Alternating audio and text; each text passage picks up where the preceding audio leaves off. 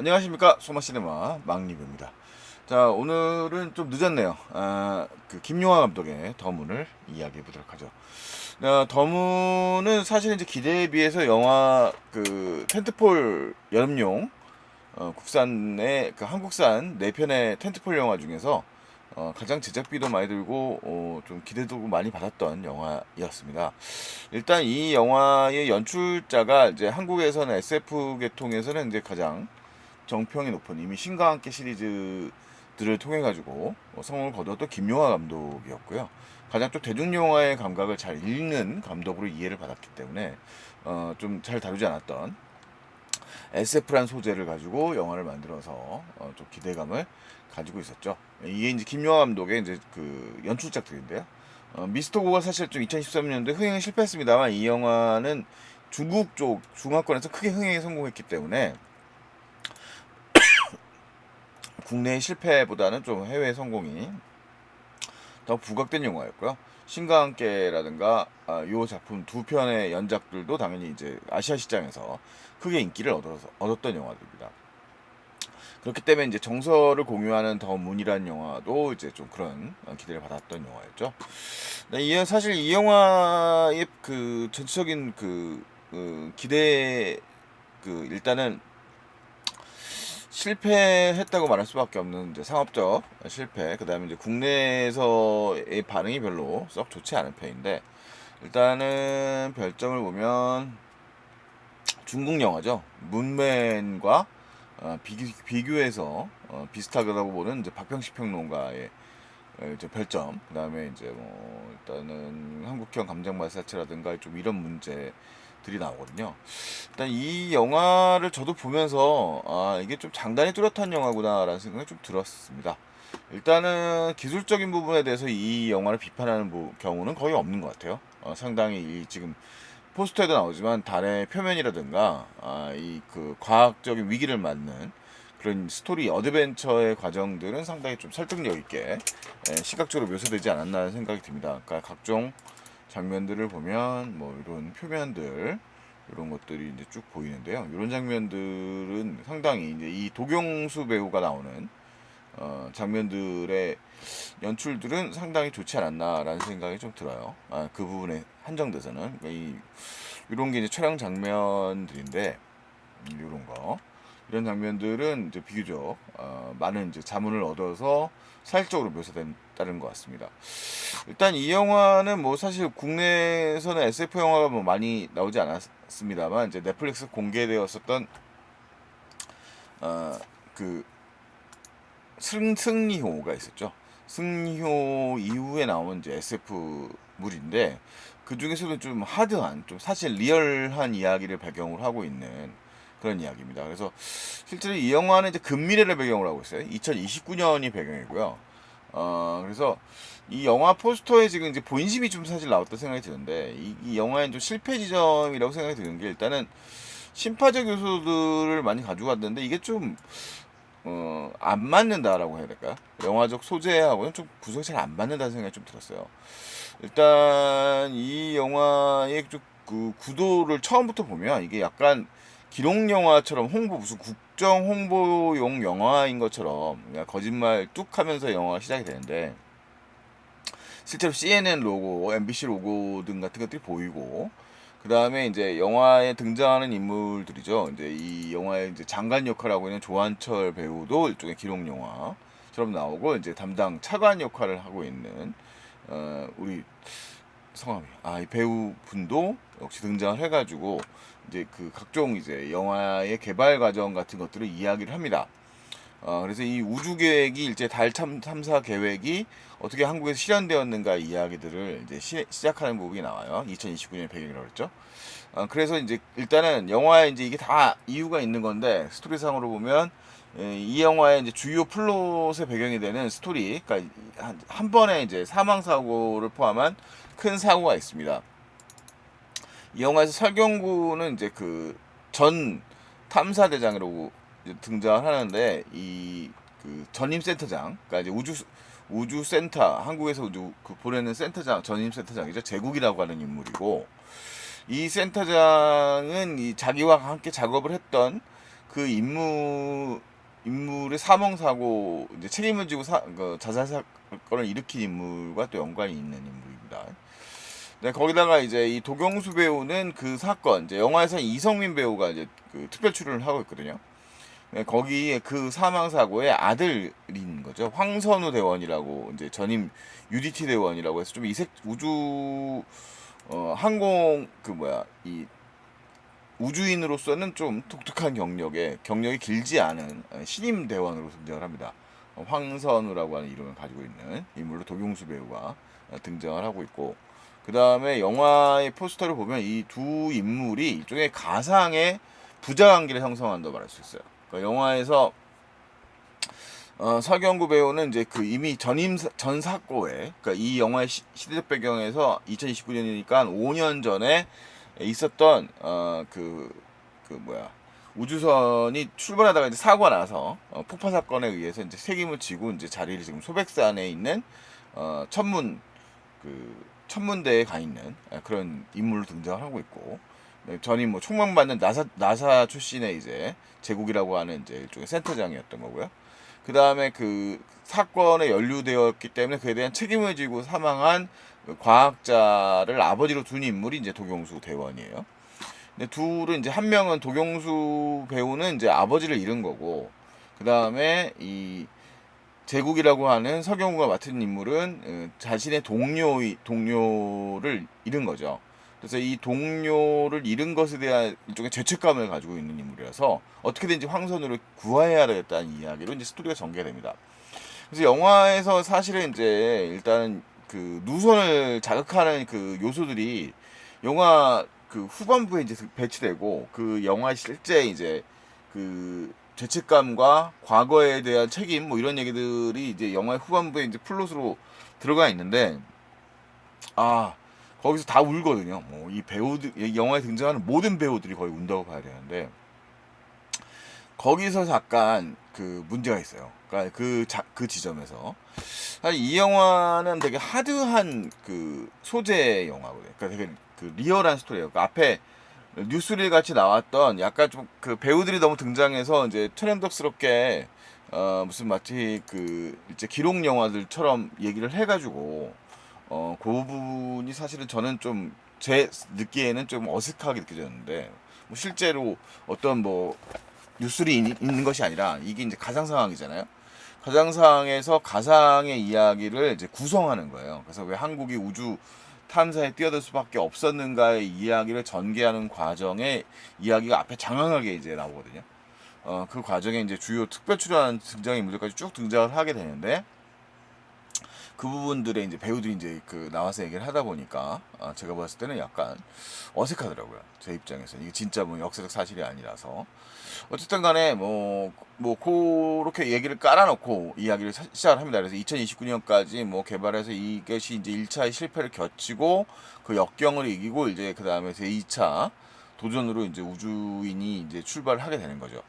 네, 여기서 이제 도경수 배우는 사실 막내 대원이고, 실제로는 이제 그 파일럿 출신이 아니기 때문에 이 우주선을 몰 수 있는 인물도 아니에요. 그 영화에 보면 이제 특별 출연으로 김래원 배우하고 이희경 배우가 선배로 등장을 하거든요. 그 선배로 등장을 해서 일단은 사고가 나서 이제 혼자 남게 된 거죠. 도경수 배우가. 그런 상황에서 이제 이 위기 상황을 맞게 되는 겁니다. 그러니까 이런 설정은 사실은 이제 뭐 홀로 동떨어지게 된 마션이라든가, 근데 정말 온갖 위기를 넘기면서 이야기를 끌고 갔던 그래비티 같은 이제 아주 훌륭한 영화들이 있었잖아요. 그래서 그 사실적인 이제 되게 하드한 일종의 어드벤처물인데, 이 영화는 아무래도 그런 리얼리티를 살리는 것에 좀 차라리 주력했었으면 더 좋지 않았을까라는 생각이 드는데, 이, 이 영화의 플롯상으로 말하자면 이제 가상의 부재관계가 흐르는 그 감정적 정서들을 유난히 강조를 하는 부분들에서 사실 이 영화의 설득력을 좀 잃게 되었다는 부분도 있는 것 같아요. 거기다 이제 김희애 배우는 사실 이제 이 설경구 배우의 전 부인이자 이제 나사의 총만받는 과학자, 이제 무슨 디렉터를 담당하는 인물이라서 한국계 인물로 등장하고, 그 부분에서 뭐 사실 굳이 또 한국계 배우의 역할 김희애 배우가 맡아서 연기하는 게 옳았는가라고 하는 캐스팅의 문제들도 좀 부각되는 것 같고요. 그래서 영화는 사실 좀 차라리 그 우리가 앞에서 말씀드렸던 마션이라든가 뭐 그래비티 같이 이 우주인이라고 하는 확실한 중심 인물. 그러니까 이 영화에서 도경수 배우가 뭐 비록 어린 대원으로 등장합니다만 영화의 어드벤처를 감당할 수 없을 정도의 배우는 아니라고 생각이 들거든요. 그러니까 사실은 굉장히 뭐 나름 뛰어난 위기감을 겪는 위기를 어떻게든 넘어가는 인물로 등장하라는데 물론 어이없는 장면이 있습니다. 본인 스스로 모든 것을 포기했다는 장면 지점에서 이제 사실이 이제 밝혀지면서 이 제국이라는 인물이 이제 자신의 과거의 이야기를 끄집어내고 도경수의 아버지 그 이 황선우의 아버지에 대한 이야기를 끄집어내면서 영화에 이제 눈물샘을 온 배우들이 다 캐릭터들이 다 터지고 관객들도 울리려고 했었던 것 같은데 그 의사 부자 관계가 상당히 좀 급작스럽게 들어간다는 얘기가 있어요. 빌드업이 이 영화가 전체적으로 좀 약합니다. 그러니까 뭐냐면 이 영화의 어드벤처 몫이 굉장히 크단 말이에요. 이 도경수 배우가 어차피 이제 그 생존의 문제가 급박한 상황이란 말이죠. 물론 이 도경수 황선우라고 하는 인물은 아버지의 실패에 대한 명예회복을 담당하는 이제 고전적인 캐릭터예요. 아버지의 실패를 자신의 모든 걸 걸고 그 실패를 갖다가 이제 트라우마가 된 거죠. 그 실패를 갖다가 어떻게든 극복해 보려고 도전하는 인물로 등장을 합니다. 근데 이 도경수의 트라우마에 관련된 인물이 이제 바로 아버지의 대체자라고 할 수 있는 제국이라는 인물이거든요.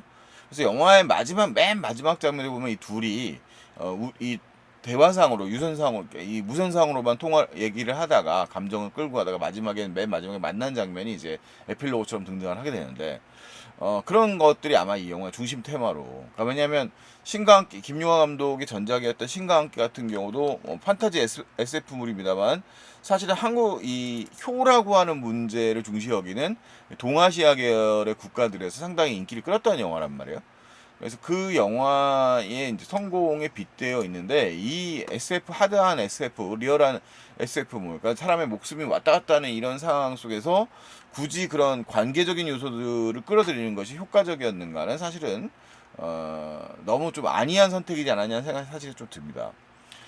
거기다가 이제 전체적으로 되게 편의적으로 구성되어 있어요. 이 제국이라고 하는 인물의 그런 의사부자 관계, 제국과 선우의 의사부자 관계의 경우도 그렇고, 그 다음에 김희의 배우가 연기한 제니퍼라고 하는 이 역할도 결국은 나사가 이제 그 위기 상황에 빠진 황선우 대원을 구해줘야 되기 때문에 그런 연결고리가 필요해서 설정되어 있는 인물이라고 말할 수 있거든요. 근데 그 인물이 역시 또 제국과 연관되어 있는 인물로 등장을 하면서 영화 전체적으로 뭐라고 해야 될까 이제 그런 좀 억지스럽게 느껴지는 부분들이 많이 있다는 거죠. 그러니까 이게 뭔가 이어지고 결국 이 제니퍼의 경우도 김희애 배우가 연기한 제니퍼의 경우도 이제 그런 그 이 제국 설경구 배우가 그 토로해내는 그런 진실의 이야기를 듣고 감동의 눈물을 흘리면서 자신이 할 수 있는 무언가에 도움을 주기 위해서 애를 쓴다는 얘기가 되고 그 다음에 이 현임 센터장으로 박병훈 배우가 연기하는 캐릭터도 등장하는데 이쪽에 제국 즉 설경구 배우의 후배로 등장을 하는 거예요. 이 설경구 배우의 후배로 등장해서 약간 갈등 요소들이 초반에 좀 등장을 하고 그런 부분들 자체가 모든 것이 다 해결돼 버리는 거죠. 그 한꺼번에 울어버리는 장면에서 되면서 이제 문제가 되는 거죠. 영화의 설정상으로 좀 또 짜증나는 쪽 요소들이 뭐가 있냐면 이 뭐 배우의 문제라기보다는 이 조한철 배우가 연기하는 그 문과 출신의 어, 과학부 장관의 경우에는 경우도 상당히 정책 선택을 하고 막 되게 신경질적으로 뭐 잘 알지도 못하면서 이제 개입을 하는 관료 뭐 그런 그 부정적인 정치형의 전형을 이제 전반부에 보여주는데 그건 나사에서도 마찬가지거든요. 여가에 뭐 스틸은 없습니다만 이 제니퍼라는 인물은 어차피 인류애적인 인물이라고 볼 수 있는 거죠. 그러니까 그렇게 얘기를 해야 하는 인물인데 선택을 해서 이제 어떻게든 도움을 주려고 하는 인물인데 그것에 대해서 감시를 하는 미국 정부의 이익과 대립된다고 생각해서 이제 그것을 부정적으로 바라보는 시각을 보여주는 이제 그런 정치적인 인물도 등장을 한단 말이에요. 이 나사의 뭐 수장이라고 할 수 있는 사람이 그게 이제 영화에서는 구도상으로 나사 내에서는 그런 권력의 구도, 그 다음에 이제 이 한국의 우주센터 내에서도 그런 문제가 이제 같이 형성되어 있는 거예요. 비슷한 구도로 구성되어 있는 거예요. 그래서 그런 부분들 자체도 그렇고요. 그다음에 영화의 이제 그 또 후반부, 중반부의 위기 상황을 소백산 천문대에 있는 이 직원들 일종의 의사 모자 같은 관계예요. 이 설경구 배우하고. 그래서 설경구 배우가 좌절에 빠졌을 때, 이 제국에 빠졌을 때 그걸 도와주는, 처음에 정체를 모르다가 도움을 주는 직원 같은 역할로 등장하는데, 이 경우에도 이렇게 좀 설득력이, 천문대에서 뭔가 우주기지와 어떻게 주파수를 맞춰 접촉을 한다. 어떻게 가능할지 모르겠는데, 뭐 사실은 제가 과학에 대해서 문외한이니까 뭐 가능할 수도 있겠습니다만, 뭐제 입장에서는 조금 뜬금없게 좀 느껴지는 부분이더라고요.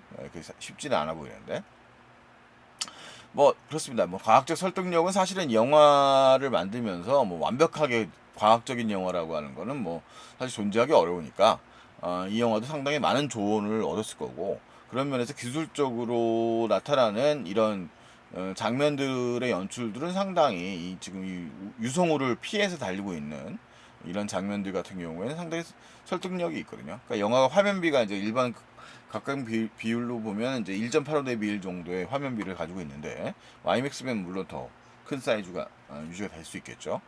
그래서 이 장면들 차라체 우리가 우주를 배경으로 한 뭐 몇 편의 영화들이 있지 않습니까? 뭐 아까 말씀드렸던 마션이라든가, 뭐 그다음에 그래비티라든가, 뭐 최근에는 그 아폴로 탐사를 다룬 더 퍼스트맨이라든가, 이런 영화들이 담고 있는 장면들이 좀 사실감 있게 묘사를 했었더라면 될 것 같은데, 이 영화는 아무래도 가상상향이어서 그런지 좀 억지 드라마를 만들어냈다는 느낌을 어쩔 수 없는 것 같아요. 그다음에 영화의 조금 더 문제점을 좀 말씀을 드리자면, 일단 이 영화는 그 현실감을 높이기 위한 연출적 요소였겠습니다만, 우주 장면에서 이 소리가 일단은 자막 처리가 안 되어 있는 장면이 상당히 많은데, 그 소리가 정확히 부정확하게 들어가 있는 경우가 많고, 그다음 내용적 요소들의 기술적인 장면 설명들이 나왔을 때 그것에 대한 자막 처리 같은 것이 하나도 되어 있지 않아요. 그래서 그 부분들을 보면서 좀 관객들은 좀 답답함을 느낄 수도 있지 않았을까라는 생각입니다. 저 같은 문과 출신들의 경우에는 그런 그 스토리가 어떤 문제를 갖고 있는가에 대한 이해가 떨어질 수 있지 않았을까. 이게 대중 영화를 추구하는 영화에서는 조금 더 그런 부분들이 또 필요하지 않았을까라는 좀 생각이 좀 들기도 하고요. 그다음에 지금 이 황선우 대원, 이 도경수 배우가 연기하는 캐릭터 말고, 아까 특별 출연으로 아까 말씀했던, 이제 영화에는 안 나옵니다만 이제 의외의 인물이겠죠. 영화에서 아까 그 포스터 같은 데 전혀 나오지 않고 김래원과 이희경 배우가 이 선배 우주인들로 등장을 하는데, 그 사람들이 그 갖고 있는 전사와 이 도경수 배우가 같이 훈련을 했다는 것 외에는 어떤 그런 임팩트 있게 우주인들과의 유대관계를 설명해 주는 부분이 또 없어요. 그래서 그 우주인들이 남긴 그런 그 뭐 인형이라든가 그런 그 요소들을 가지고서 이 도경수 배우가 그 되게 많은 상처를 받았겠죠. 갑자기 자신들의 고참들이 갑자기 이제 사고로 사라지게 되는 상황이 되는데, 그 상황에서 느낄 수 있는 그런 좀 절망감 같은 감정들이 좀 충분하게 와닿지는 못하게, 영화적으로 봤을 때 감정이 와닿지 않는다는 측면도 좀 있지 않나 하는 생각이 좀 들고요. 그러니까 영화가 자꾸, 그러니까 이제 결과적으로는 담고자 하는 부분들은 많은데, 영화가 뭐 2시간이 넘는 상영 시간을 가지고 있는 영화잖아요. 그런데 그 속에서 너무 이제 아까 말씀드렸던 그 아버지의 죽음에 대한 트라우마를 안고 있는 대원과, 그것을 극복해 주려고 하는 그 전 직장 동료, 아버지의 전 직장 동료, 센터장, 그 다음에 또 거기에다가 이제 이 우주 위기에 혼자 고립돼서 남아서 살아남아야만 되는 대원의 이야기, 그 다음에 이제 뭐 나사와 이 정치적 역학관계에 대한 이야기들까지 해서 스토리적으로 풀어내려고 하는데, 그것이 오히려 산만함을 남겨요. 그래서 제가 느끼긴 그랬습니다. 영화 이제 좋은 점도 있는데 그런 부분이 되게 아쉽게 느껴졌고, 그다음에 그 부분 아까 이제 누수하는데, 김희애 배우가 이제 마지막에 역사를 해가지고 왜 이 그 황선호 대원이 어쨌든 간에 이제 그 한번 살아남을 기회를 이제 부여해 주는 건 결국 나사의 도움이거든요. 근데 그 도움을 주기 위해서 막 우리는 뭐 너는 어느 나라 사람이고 뭐 우리 그러니까 꼭 살려야 된다는데, 사실은 우주인들이라면 대부분의 공감대가 살릴 수 있다면 살리기 위해서 애를 쓸 거란 말이에요. 근데 그것에 대해서 또 설득을 한다든가 도덕적으로 막 설득을 한다든가 이런 얘기들도 사실은 뭐 관계에 대해 결국 관객한테 들으라고 한 얘기인 건데, 그렇게 또 타당해 보이지 않는다는 거죠. 그러니까 뭔가 이 프로페셔널한 이야기를 하고 있는데 상당히 좀 감정적 요소들, 그 관계적 요소들을 너무 많이 끌고 들어오다 보니까 이 전문가로서 영화로서의 매력, 그러니까 이 우주라고 하는 배경을 우리가 처음 어쨌든 가상상학이지만 접하면서 펼쳐지는 이 이야기의 매력들을 반감시키는 역할을 오히려 한다. 그러니까 복잡하게 여러 가지 요소들을 나열하면서 된다는 거죠. 물론 아마 이제 계산이 있었겠죠. 김용화 감독의 그동안 성공에 빗대어 봤을 때 그런 그 어떤 감정적 요소들이 한국 관객들에게, 좀 동양 관객들에게 더 설득력 있는 이야기로 다가오지 않을까. 그 다음에 이제 아버지의 그런 실패담을 극복하기 위한 아들의 이야기라든가 이런 것 부분들을 아마 더 매력적으로 봤을 것 같은데, 그것이 좀 충분히 차라리 뭐 심파라고 하더라도 감정적으로 그 부분에 좀 집중이 돼가지고 이제 뭐 좀 전에 좀 깔아놓든가 이런 것도 아니고, 앞에 이제 그 분명히 기록 영화처럼 나와 있는 전적인 우주 개발사의 이야기, 그러니까 가상의 우주 개발사의 이야기가 쭉 거기 나오면서 거기에 녹아드는 이야기고, 그 이야기의 비하인드가 이제 나중에 밝혀지는 구성이거든요. 근데 그 구성 자체가 어떻게 보면 좀 뜬금없게 들어버린 상황이 좀 벌어지고 위기 상황이 벌어진 다음에 그 이야기들이 쭉쭉쭉 들어와 버리니까, 그렇게 더 집중해야 될 부분은 사실은 이런 위기 상황들, 이 생존에 달려 있는 거, 일단 살아야 된다는 부분들이 우선일 텐데 그 부분에 집중하기보다는 좀 외향적 요소들, 그 다음에 이 사람의 행동의 동인을 설명하기 위한 감정적 요소들이 강조되다 보니까 이 영화 자체가 좀 산만해진 부분이 없지 않아 있는 거 아닌가 생각이 듭니다. 그리고 아까 이제 되게 관과하는 부분이라고 생각되는데, 아까 말씀드렸던 것처럼 이 영화에서 설명되는 이 한국어 대사들이 그 여러 가지 우주 상황에 맞추다 보니까 이제 막 뭐 스피커를 통해서 흘러나오는 뭐 소리라든가 여러 가지 소리들이 막 이렇게 그 의도적으로 좀 찌그러져 있단 말이에요. 근데 그런 부분들 차라리 자막 같은 것들을 통해서 확연하게 이제 관객들에게 제시가 되었다라면 영화의 앞뒤 맥락의 위기적 상황들 같은 것도 설명들이 좀 더 명확하게 되지 않았을까라는 생각이 듭니다. 그래서 제가 생각할 때 이 영화는 전반적인 감정의 톤은 좀 낮추고 차라리 자막적 요소를 더 강하게 넣었더라면 더 나은 영화, 관객들이 받아들일 때, 뭐 제가 뭐 제 따위가 뭐 대단한 뭐 평론가도 아니고 그냥 일반적인 리뷰어로 봤을 때도 좀 더 받아들일 때 좀 더 편안하게 이 영화를 받아들이지 않았을까라는 생각이 좀 들어서 아쉬움이 좀 남았습니다.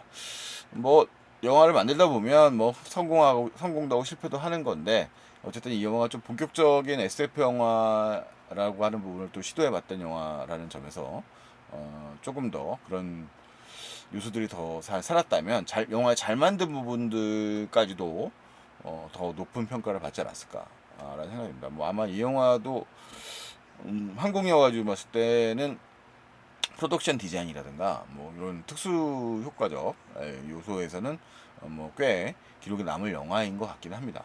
다만 그 노력에 비해서 이에 대한 상업적 성공이 보장받지 못했다는 점이 조금 아쉽게 느껴진다는 거죠.